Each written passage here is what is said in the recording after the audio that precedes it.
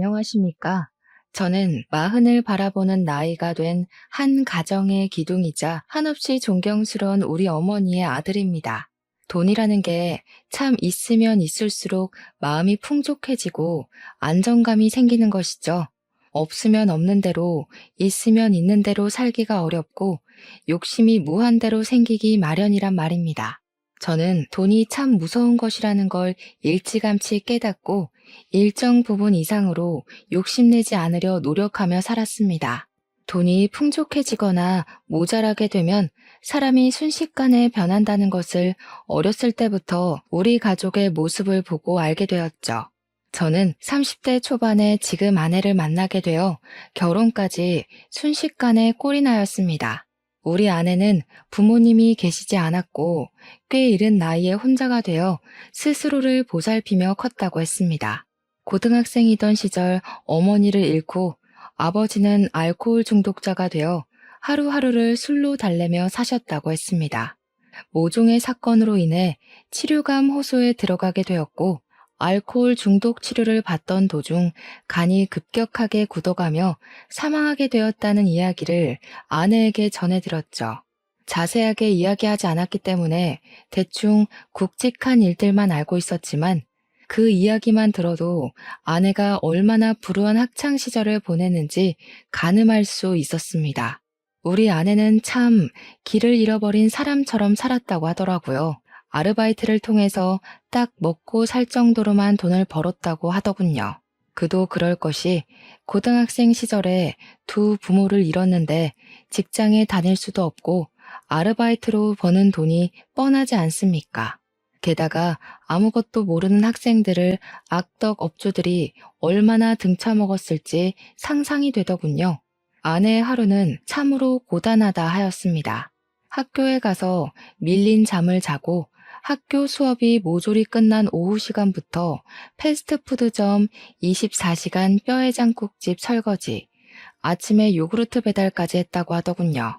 집에서는 겨우 3, 4시간 쪽잠을 자고 학교에서 수업 시간 내내 졸았다고 하니 당연히 공부에는 전혀 시간을 쏟지 않았다고 했습니다. 어머니가 돌아가셨을 때 아주 조금 받은 보험금으로 작은 달방 월세를 내고 살다가 고깃집에서 아르바이트를 하던 시절에 저를 알게 된 것이었습니다. 저는 지방에서 학창 시절을 보내고 대학을 서울로 오게 되어 서울에서 자리를 잡고 취직까지 한 상태였죠. 원룸을 얻어서 혼자 살고 있었기 때문에 대부분 저녁을 바깥에서 해결했는데 그날은 집 앞에 있는 고깃집에서 대학 친구들과 회포를 풀던 날이었습니다. 새초롬하게 생겨서 하나로 질끈 묶은 여자가 가느다란 팔뚝으로 된장찌개 뚝배기 대여섯 개를 한 번에 서빙하는 게 눈이 가더군요. 그러던 어느 날 같은 원룸에 살고 있는지 몰랐던 아내가 퇴근하고 집에 돌아오는 저랑 현관 입구 앞에서 딱 부딪히게 된 겁니다. 아내의 얼굴이 사색이 되어 있고 시퍼렇게 질려서 덜덜 떠는 걸 보고는 이거 보통 일이 아니구나 싶어서 아내를 붙잡았죠. 도둑이라도 들었냐, 나쁜 일이라도 당한 거냐, 경찰에 신고를 해줄까 하면서 괜찮으니까 말해보라고 덜덜 떠는 아내를 안고 달래주었습니다. 밀어낼 법도 한데 정신이 오죽 없었는지 제가 끌어안고 있는데도 벌벌 떨면서 집에라는 말만 반복하더라고요. 집에 도둑이 있냐고 마침 현관 입구 앞에 놓인 장우산이 보이길래 우산을 들고 몇 호로 가면 되냐고 비장하게 물었죠. 그러자 아내가 하는 말이 도둑이 아니라 바퀴벌레가 집에서 나왔다고 하는 겁니다. 순간 허탈한 마음도 잠시 웃음이 피식 나오더군요. 저한테 얼마나 컸는지 아냐며 잡아달라고 애원을 하길래 알겠다고 아내의 집으로 가게 되었습니다. 아니나 다를까 반지하층에 살고 있었던 아내의 집에 가끔 벌레가 기어들어온다고 하더라고요. 그때까지만 해도 아내가 돈이 없어서 반지하에 살고 있다는 생각을 전혀 못했던지라 부모님께 말씀드려서 위층으로 이사를 가라고 해버렸죠. 아내는 멋쩍게 웃으면서 그냥 벌레나 잡고 가달라고 하더라고요. 사색이 되었던 아내 얼굴이 눈에 밟히기도 했고 그 뒤로도 몇 번이나 아내의 집에 찾아가 벌레를 잡아주었습니다. 저한테 매번 이러는 건 아니라며 크고 날개가 달린 것들은 도저히 무서워서 죽일 수가 없다고 하더라고요. 벌레는 끔찍하게 싫다고 진저리를 치는데 그 모습이 귀여워서 큰 벌레가 나오면 언제든지 잡아주겠다고 연락하라고 휴대폰 번호도 알려주었습니다. 아내는 고맙다고 나중에 고깃집에 놀러 오면 된장찌개를 서비스로 주겠다고 이야기를 하더라고요. 여름에는 아무래도 창문을 열어두는 경우가 있으니까 벌레가 들어오기 더 쉬울 것 같아서 창틀에 약도 다 뿌려주고 했습니다. 아내랑 저는 벌레를 통해 친해지게 되었고 그 후로도 종종 아내가 아르바이트하는 고깃집에 가서 밥을 먹었습니다. 아내가 서빙을 하는 경우는 진짜 손님이 넘치게 많을 때만 가끔 도와주는 거고 평소에는 주방에서 일을 한다고 하더라고요. 요리 하나는 기가 막히게 한다면서 제가 갈 때마다 계란찜이랑 된장국수, 찌개를 서비스로 줬는데 진짜 너무 맛있는 겁니다. 그 맛을 잊기 힘들어서 생각날 때면 가끔 고깃집에 찾아가서 시켜 먹곤 했는데 사이드 메뉴를 시키려면 고기를 또 주문해야 하잖아요. 혼자 시켜 먹기에는 너무 양이 많고 고깃값이 부담되기도 하고 그래서 일을 어쩌나 싶었죠. 아내의 집에 일주일에 한 번 벌레 약에 죽은 놈들을 처리해주러 가야 했기에 그냥 대놓고 물어보았습니다. 벌레를 잡아주는 대신 가끔 집에서 된장찌개도 좀 해주고 국수도 말아주고 하면 안 되냐고 그게 너무 맛있다고 말이죠. 그랬더니 아내가 박수를 짝 치면서 완전히 가능하죠. 하면서 안 그래도 뭘로 보답하는 게 좋을까 고민했었다면서 당장 밥 해주겠다고 하더라고요. 그렇게 우리 집에서 같이 밥도 먹고 그러다가 뭐 자연스럽게 눈도 맞고 연애도 시작하게 되었습니다. 그때까지만 해도 아내의 속사정은 몰랐기 때문에 실수를 몇 번 하긴 했죠. 아내가 속내를 털어놓고 나서야 진짜 힘들게 살았었구나 하는 걸 알게 되어 조금 부끄럽기도 했습니다. 제 인생은 나름 순탄하고 꽃길만 밟고 그랬거든요. 아내는 저보다 4살이나 어렸지만 생활력이 강한 사람이었고 이 사람의 집이 어떻고 조건이 어떻든 간에 함께 하고 싶다는 마음이 절절하게 들었습니다. 아내와 만난 지 몇 개월 지나지 않아 저는 아내에게 청혼을 했고 결혼을 하기로 약속했습니다. 아내는 자신만의 가정을 꼭 꾸리고 싶었다면서 저에게 청혼해줘서 고맙다는 말을 했습니다. 저와 아내는 사이좋게 손을 잡고 우리 고향집을 찾아가게 되었습니다. 우리 고향집은 그 지역 토박이었던 부모님께서 땅을 사서 바닥을 고르고 손수 벽돌을 올려 지으신 집이었습니다. 우리 아버지께서 어린 시절부터 고생하시면서 자수성가하신 분이셨는데 당시 고향 땅값이 그리 비싼 편은 아니었습니다. 개발이 되지 않은 낙후된 지역이기도 했고 평야만 만개한 그런 동네였거든요. 아버지는 토박이셨기에 그곳에서 평생 살기로 마음을 먹으셨고 돈이 생길 때마다 한 푼, 두 푼 모아 고향 땅을 사들이고 있었습니다. 나중에 자식들, 손주들 모두 한 동네에 모여 살기를 꿈꾸시며 모은 땅이셨죠. 그런데 그 지역이 신도시로 지정이 되면서 개발이 되고 땅값이 어마어마하게 오르기 시작한 겁니다. 대기업 공장부터 시작해서 평야뿐인 땅에 신식 쇼핑몰에 호텔에 각종 편의시설까지 없는 게 없는 동네가 되어버린 거죠. 당연히 그 일대 땅을 가지고 있던 아버지는 떼부자가 되었고 고향에 상가 건물을 2채나 올리게 되었습니다.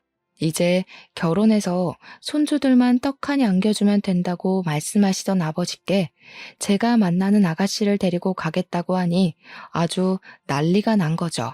저희 어머니는 상다리 부러지게 음식도 직접 하시고 아버지는 터미널까지 외제차를 직접 끌고 나오셨고요. 그 차로 말할 것 같으면 평소에는 애지중지하셔가지고 배터리 방전만 되지 않게 시동만 살포시 거는 그런 차였거든요. 그런 외제차를 타고 집 앞에 딱 도착했는데 우리 집이 진짜 낡았거든요. 아버지께서 손수 지은 집이라 그런지 손볼 곳도 많은 집이었고 정말 노후된 벽돌집이었어요. 우리 아내는 아버지께서 땅을 팔아 부를 축적하셨다는 걸 전혀 몰랐으니까 저한테 슬쩍 물어보더라고요. 혹시 우리 집이 카푸어 집은 아니냐고요. 그래서 그게 무슨 소린가 했더니 차는 누가 봐도 관리가 잘 된 번쩍번쩍한 슈퍼카인데 집이 너무 후져서 그런 것이었죠. 빚내서 차만 좋은 걸 끌고 다니는 건 아닌가 슬쩍 걱정이 됐대요. 아버지께서 그 이야기를 얼핏 들으시고는 절대 아니라고 이 집이 자기가 지은 집이라 허물지 못해서 그런 거라고 껄껄 웃으셨습니다.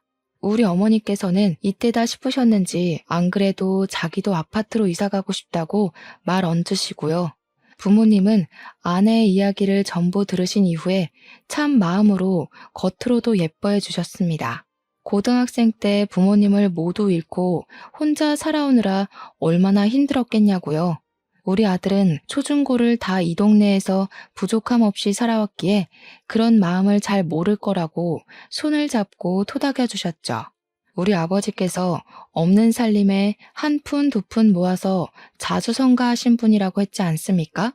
그래서 그런지 치열하게 살아야만 했던 우리 아내가 마음에 걸리셨었나 봐요.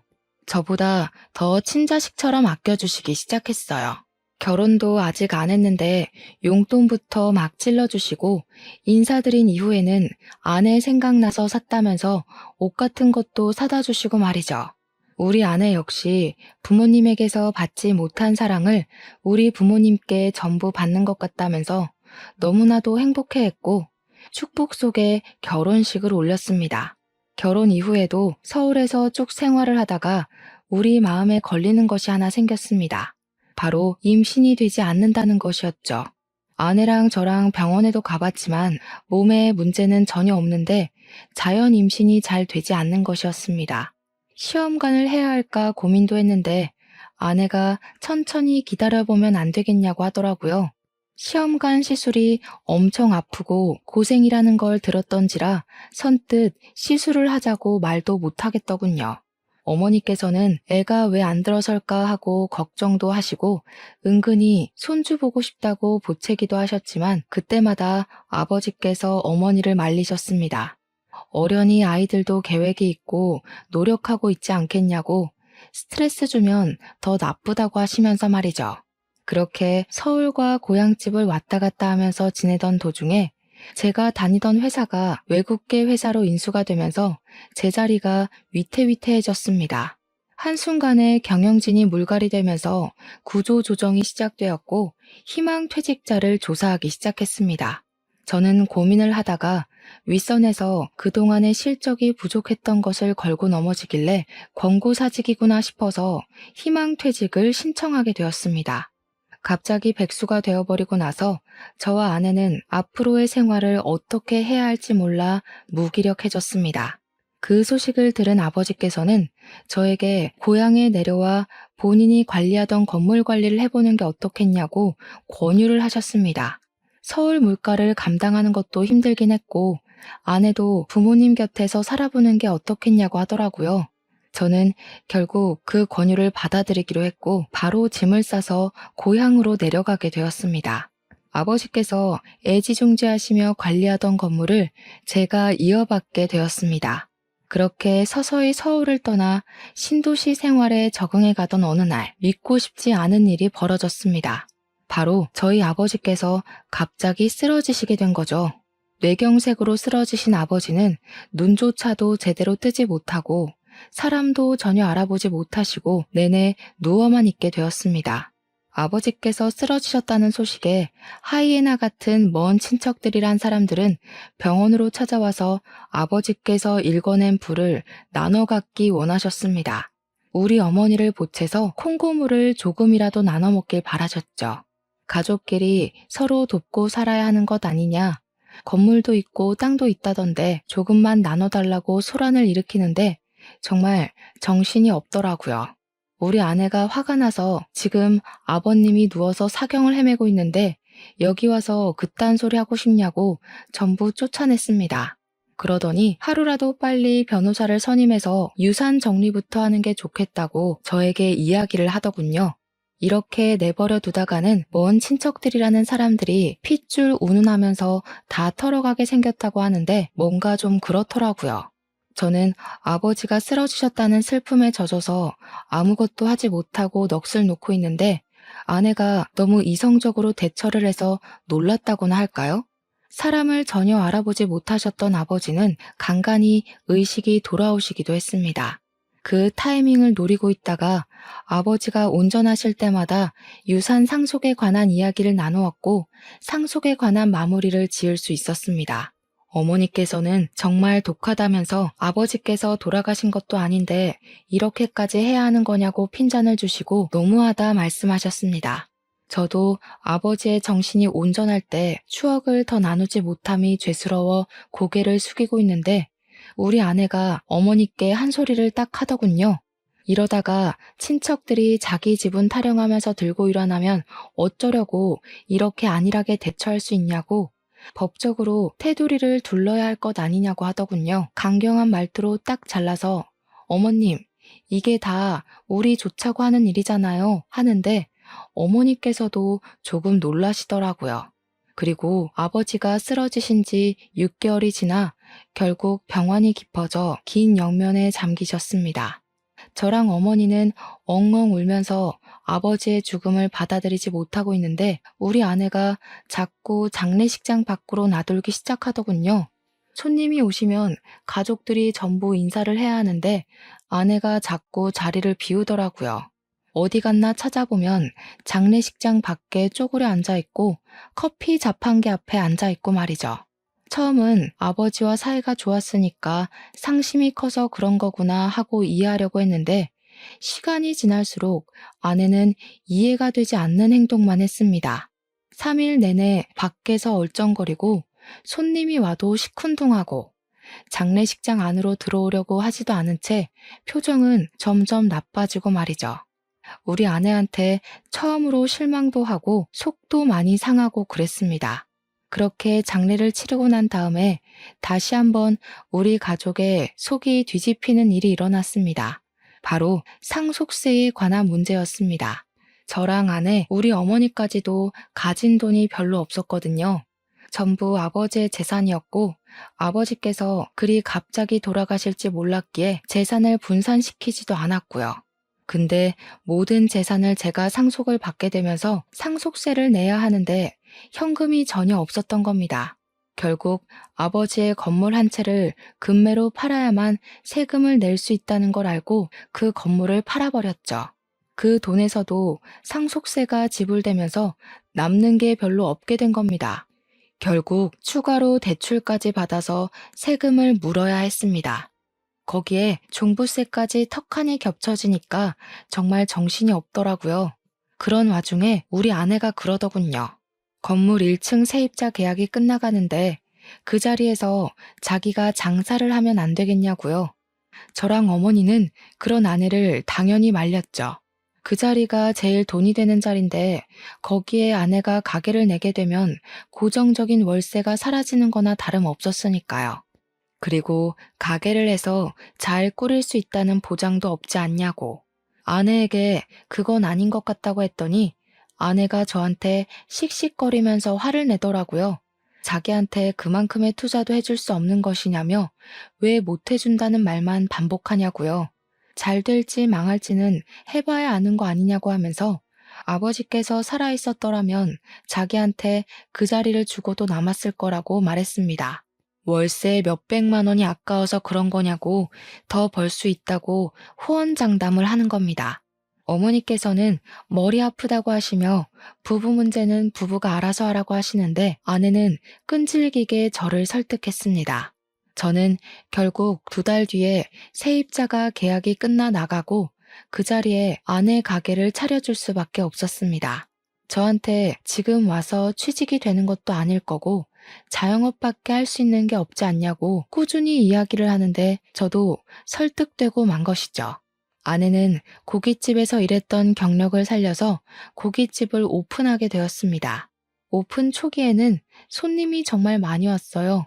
우리 아내 음식 솜씨가 정말 좋기도 했고 반찬들이나 사이드 음식들이 맛있어서 그런지 사람들이 점심에도 점심 메뉴를 먹으러 찾아왔었죠.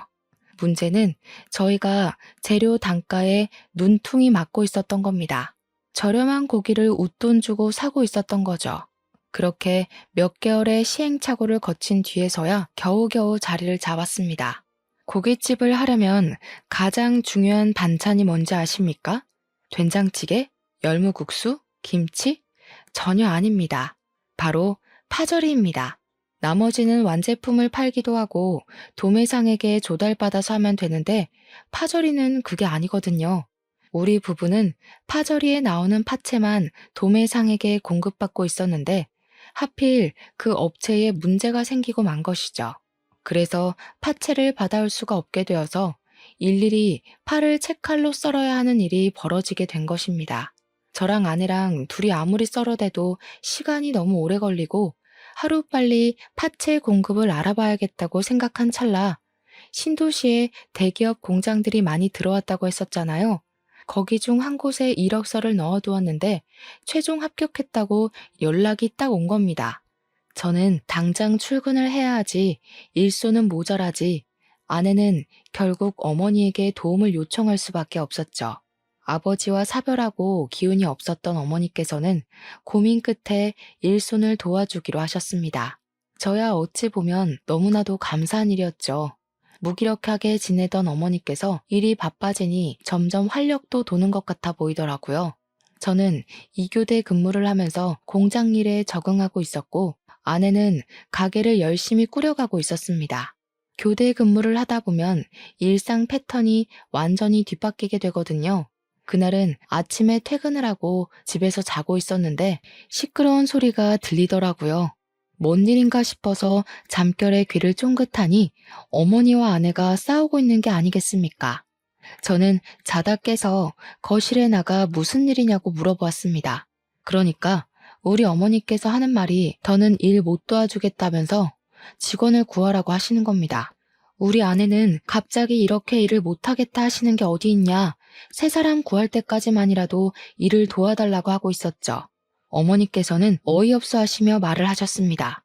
내가 무슨 돈을 받는 것도 아니고 이런 무료 봉사 더는 못하겠다. 사람이 어떻게 그리 속물일 수가 있어? 내가 살다 이런 애는 또 처음 본다. 하루 종일 파채 써느라 눈도 맵고 손끝까지 매워서 저리기까지 하는데 월급도 제대로 안 주는 게 말이니? 어머님, 가족끼리 무슨 월급을 받으면서 일을 한다고 그러시는 거예요. 파채 써는 일만 아니면 사람 쓸 일도 없어요. 가게 사정 다 아시면서 돈 하는 게 너무 하시는 거죠.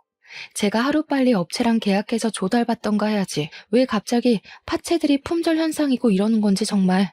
저는 아무리 그래도 우리 어머니에게 월급은 제대로 주면서 일을 시키는 줄 알았단 말이죠. 무슨 일이냐고 자세하게 말을 해보라고 하기도 전에 줄줄 이야기를 하는데 머리가 어지러울 정도였습니다. 제가 가만히 있자 어머니께서도 씩씩거리면서 그게 다가 아니잖아 하면서 말을 이어나가시더군요. 그게 전부면 말을 안 해. 밑반찬 만들어야 한다고 김치 담가, 샐러드 만들어 파채 썰어. 서빙까지 하는데 월급을 안 줬잖니. 일손 모자란다고 옆집 아줌마까지 끌어들여 놓고는 일당으로 3만 원 덜렁 주는 게 맞다고 생각하니 정말? 내가 옆집 아줌마 얼굴 보는 게 부끄러워서 고개를 못 들고 다녀. 제가 놀라서 아내에게 진짜냐고 물어보니 아내가 저를 표독스러운 얼굴로 바라보면서 말하더라고요. 그럼 어떡해? 가게 유지하는 비용이 한두 푼인 줄 알아? 우리도 먹고 살려면 인건비를 아껴야 한단 말이야. 그리고 5시간 설렁설렁 일하고 일당 3만 원 받으면 괜찮은 거 아닌가요? 아내의 계산법이 참으로 이상하다는 생각이 들었습니다. 최저시급이라는 게 존재하는 시대에 5시간에 3만 원이면 말이 안 되는 금액인 거죠. 거기다가 고깃집 일이라는 게 조금 힘든 것도 아니고 얼마나 노동인지 다들 아시지 않습니까? 저처럼 남자가 일하는 것도 힘에 부치는 일인데 아내에게 돈 가지고 짜게 구는 건 너무하다고 이야기를 했습니다. 그러니까 아내가 억울해하면서 집안을 위해 하는 일인데 자기한테만 뭐라고 한다면서 너무한 것 아니냐고 항변을 하더라고요. 저는 꿋꿋하게 살얼음판인 집안 분위기를 견뎌내며 출근을 했고, 어머니께서는 다툼 이후에 고깃집으로 출근하는 것을 그만두셨습니다. 아내는 몇 번이나 어머니께 일을 좀 도와달라고 요청을 하다가 결국 안 되겠는지 새 직원을 구해서 쓰기 시작하더라고요. 하지만 월급도 짜고 할 일은 많고 하니 아르바이트생들이 며칠 견디지 못해 일을 그만두고 떨어져 나가기 시작했습니다. 자연스럽게 일손이 부족하니 식사가 점점 밀리게 되고 가게의 평판은 떨어지고 손님들이 찾지 않는 고깃집이 되고 말았습니다. 재고는 남아돌기 시작하는데 고기라는 게 유통기한이 긴 재료도 아니잖아요. 그러다 보니 빚만 점점 늘어나기 시작했습니다. 매출이 줄어드니까 당연히 우리 아내가 떠안아야 할 것들이 생기기 시작한 것이죠. 어느 날은 또 아내랑 어머니께서 다투고 있길래 무슨 일인지 물어보았습니다. 이야기를 들어보니까 어머니께서 한 달에 2번 주말에 하시는 봉사가 있으셨거든요. 무료 급식소에서 급식을 나눠주는 봉사였는데 아버지의 뜻이 있었던 봉사였고 어머니께서도 무척이나 뿌듯해하시며 쭉 이어오셨어요. 아버지께서 어린 시절 고생을 하시면서 배 골아 힘들었던 기억을 잊지 못해 시작한 봉사였습니다. 아내 가게에 고기가 남기도 하고 썩어가는 재료들이 있으니까 상하기 전에 그 재료들을 가지고 급식 봉사를 하겠다고 하셨나 봐요. 아내는 좋은 마음으로 내어드리기는커녕 그냥은 못 드리니까 돈을 내고 가져가라고 했다는 겁니다. 어차피 시간이 지나면 아무것도 하지 못하고 그냥 쓰레기가 될 재료니까 싸게 달라고 했더니 아내가 정가에 가져가라고 했대요. 글쎄 도매가도 아니고 가게에서 파는 정가의 유통기한에 가까워오는 고기를 가져가라고 하니 얼마나 기가 막힙니까? 순수한 마음으로 봉사를 하러 다니시는 어머니한테 장사를 하려고 드니 어머니께서 열이 잔뜩 받으신 거죠. 어차피 내버려두면 음식물 쓰레기로 처리될 것들을 불우한 이웃을 위해 쓰는 게 뭐가 어렵냐고 아내에게 소리를 치신 겁니다. 그러니 우리 아내고 콧방귀를 픽 끼면서 선을 세게 넘어버리고 말았던 거죠. 그 사람들 도와서 얻는 게 뭐가 있는데요? 고기 맛 좋다고 우리 가게 와서 회식이라도 하겠대요? 거지새끼들이? 그 말에 저도 경악을 금치 못했고 우리 어머니께서도 부들부들 떨다가 아내의 뺨을 확 후려치셨습니다. 저는 어머니의 행동에도 놀랐죠. 아내 역시 뺨을 맞았다는 게 충격이었는지 아무 말도 못하고 어머니를 노려보고 있더라고요. 우리 어머니께서는 아주 침착하게 아내를 향해 깊은 분노를 표출하셨습니다. 너 원래 이렇게 못돼 처먹은 애였니? 우리 남편이 너 고생하며 자랐다고 안쓰럽다고 챙긴 게 내 평생의 한이다. 이렇게 못되고 막돼 먹은 아이인 줄 알았으면 진즉에 우리 집에 들이지도 않았을 거야. 마음을 곱게 쓰지 않으니까 너에게 아이도 들어서지 않는 거야. 이 양심도 없는 계집애. 어머님, 어떻게 아이가 들어서지 않는 이유를 거기다가 갖다 붙여요? 마음을 곱게 쓰고 봉사를 하면 애가 들어선다고 누가 그래요? 꿈에 삼신할미라도 나와서 이야기를 해주시던가요? 어머니를 비꼬면서 또박또박 말대답을 하는데 그 꼴을 보고 있자니 제가 다 열이 받고 화가 나더라고요. 그래서 아내에게 소리치면서 이야기를 했죠. 우리 어머니한테 그게 무슨 발버릇이냐고요. 솔직히 내가 생각해도 너 너무 많이 변한 것 같다. 처음 만났을 땐 이렇게 돈 타령하는 애도 아니었다고 합니다. 당장 우리 어머니한테 사과하지 않으면 나도 강경하게 나가겠다고 하니까 아내가 저를 째려보더라고요. 무서울 줄 알고? 이제 공장 출근하면서 돈 좀 번다고 유세 떠는 거야 뭐야? 솔직히 당신이 나한테 해준 게 뭐가 있어? 내 일을 도와줬어, 뭘 해줬어? 타지에 와서 친구도 없이 괴로워하는 나한테 당신이 내 친구가 되어주긴 했어? 너무한 게 누군데? 물론 아내가 연고도 없는 동네로 내려와 심적으로 우울해하는 걸 알고 있어서 제가 얼마나 노력을 했는지 모릅니다. 시간이 될 때마다 밖에 돌아다니며 데이트를 하려고 했고 아내의 취미 생활도 이해하려고 노력했고요.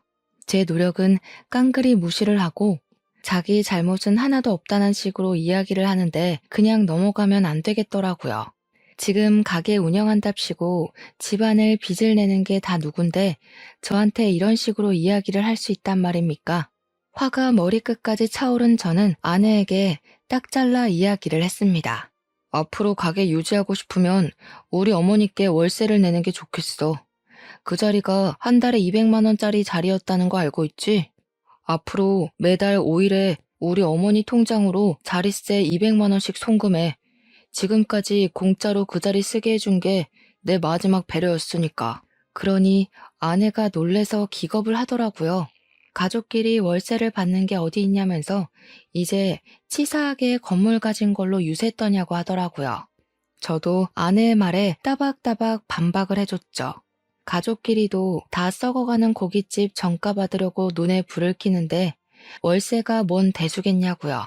제가 논리적으로 반박을 하니까 아내가 인심 쓰듯이 우리 어머니께 그 재료들 전부 들고 가서 급식 봉사하는 데 쓰시라고 하더라고요. 기분은 기분대로 상하게 만들어 놓고 누굴 거짓 취급하는 건지 우리 어머니께서도 됐다고 하시더군요. 다 썩어가는 식재료 써봐야 좋은 소리 못 들을 거라며 도매상에게 신선한 재료 구입해서 쓸 거라고 하셨습니다. 다 말라 비틀어진 재료 누가 쓴다고 인심 쓰듯 이야기하냐며 방으로 쏙 들어가셨죠. 들어가시면서 멍하니 서 있는 아내에게 매달 5일에 월세 200만 원씩 송금하는 거 절대로 까먹지 말라고 매달 체크할 거라고 신신당부를 하셨습니다. 아내는 그 이후로 며칠 동안 아주 죽은 듯이 숨만 쉬면서 살았습니다. 가게에 출근할 때도 항상 요란스러웠던 아내가 발소리조차 죽이면서 깨갱하면서 다니더라고요. 그렇게 며칠이 더 흐르고 월세를 준비하려고 했던 5일이 되자 아내는 태어난 척하면서 출근 준비를 하더라고요. 그때까지도 어머니나 저나 아내에게 월세 이야기를 한 번도 꺼내지 않았기 때문에 아내도 그냥 해본 소리나 보다 싶었나 봅니다. 5일 아침에 출근하려던 아내에게 어머니께서 월세 오늘 보내는 날인 거 까먹지 않았겠지? 하면서 물꼬를 트셨습니다. 아내가 월세라는 단어에 화들짝 놀라서 눈을 동그랗게 뜨고 어머님, 그 월세 진짜 받으시게요? 하면서 대꾸를 했죠. 어머니께서는 그럼 내가 없는 소리를 일부러 하겠냐고 월세 준비하라고 이야기를 하셨습니다. 아내는 지금 당장 200만 원이 어디 있겠냐고 어머니께 좀 봐주세요. 앞으로는 썩기 전에 재료 잘 드릴게요. 하고 나가더군요. 어머니께서 여기서 멈추셨다면 당연히 제가 사연을 적지 않았겠죠. 5일에 월세가 입금되지 않자 어머니께서는 6일 날이 밝자마자 바로 우체국으로 가셔서 아내에게 내용 증명을 보내셨습니다. 저도 어머니께서 그렇게까지 하실 줄은 상상도 못했지만 아내가 너무 경우 없이 굴었던 그날이 생각나서 잠자코 있었죠. 아내는 저에게 넌지시 내용 증명에 관한 이야기를 꺼내면서 진짜로 월세를 드려야 하는 거냐고 가족끼리 왜 이렇게 돈돈거리냐며 발을 동동 굴렀습니다. 저는 그런 아내에게 아무런 대꾸도 해주지 않고 싸늘한 눈빛만 보냈죠. 아내도 결국 느끼는 게 있었는지 보통 일로 끝날 것이 아니구나 싶었나 봅니다. 어떻게 구했는지 모르겠지만 아마 오기가 섞인 일인 것 같습니다. 200만 원을 어머니께 월세라고 떡하니 드리더군요. 일부러 저와 어머니 보라는 듯이 빳빳한 현금으로 인출해서 200만 원을 드리는 게 아니겠습니까? 어머니께서는 굳이 보여주기 식으로 이런 짓 하지 말고 편하게 계좌로 이체하라고 일침을 놓으셨습니다. 하지만 파리만 윙윙 날리는 가게에서 매달 월세 200만 원을 어떻게 마련할 수 있겠습니까? 첫 달, 두 달은 호승심에 고개 빳빳이 들고 다니더니 3개월째 되는 날부터는 눈밑이 퀭해져가지고는 어머니 방문 앞에서 전전긍긍 하더라고요. 퇴근하고 돌아온 저를 보더니 눈물을 찔끔 흘리면서 매달 월세 200만 원은 너무한 것 같다고 하더라고요. 자기가 잘못했다면서 이러다가 빚만 늘어나게 생겼다고 한 달에 가게 순이익이 200만 원이 안 되는데 어떻게 월세를 감당하냐고 하더라고요.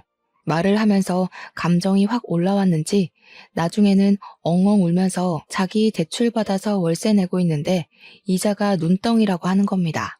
한 번만 용서해달라고 어머니 방문 앞에서 막 두들기며 우는데 우리 어머니께서 인상을 팍 쓰시면서 나오셨죠.